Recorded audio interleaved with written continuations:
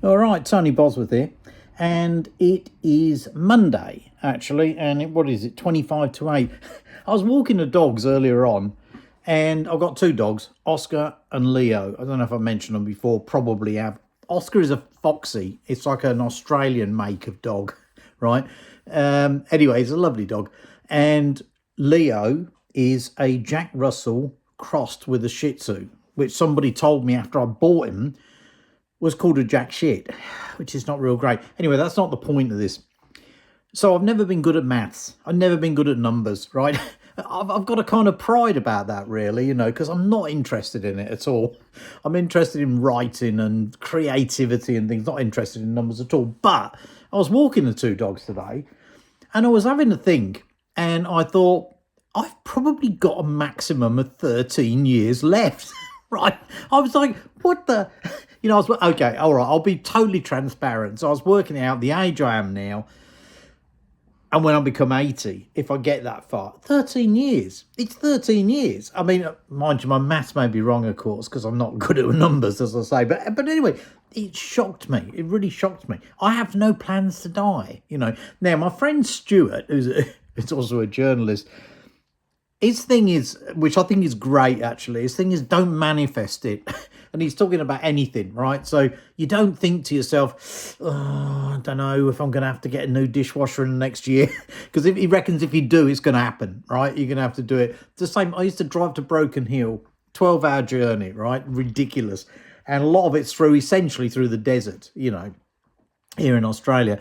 And sometimes I'll be like, well, I just hope the car keeps going. For the record, it's done it perfectly about 8 times, and it's 1,000 kilometers there and 1,000 kilometers back. Mitsubishi 380, they don't even make them anymore, which is very sad. I know I'm digressing here a little bit, but anyway, my point is, I don't have any great illnesses or anything, not as far as I know. I'm pretty fit, right? Drink too much, overweight, don't do enough exercise, even though I take the dogs out every day and I come back up the hill with them and it bloody well almost kills me. So I figure that's quite good. I don't eat badly, but let's be realistic, right? I'm not the fittest person there is. I'm overweight. So I was thinking to myself, I've got to do something about it, right? Because I like life. I find it a bit annoying sometimes, obviously, but basically I like it. So, I'm kind of keen to continue doing it as long as I possibly can. So anyway, let's just see. I am reminded, or I was reminded, I reminded myself of the fact that, so whenever I used to buy a book, so I love reading books, right? So right from a young age, as soon as I could get on a bus, I would go to Abergavenny and I would go to a bookshop. There was a bookshop there. It's not there anymore, of course. All bookshops have gone, haven't they? Or pretty much all of them. I used to go there. I used to read the books and I'd buy a book, right? And when I came home, I'd write in it. And hang on a minute, the dog's licking himself, it's driving me nuts. Oh, God almighty, can't tell him. And just a little aside, talking of that, I think that he does a lot of licking, Leo, right? And the vet told me, well, he's a terrier, and that's what they do.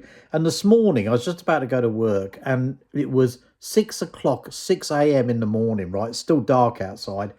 And I was just about to go. I'd been up since 5:15, right?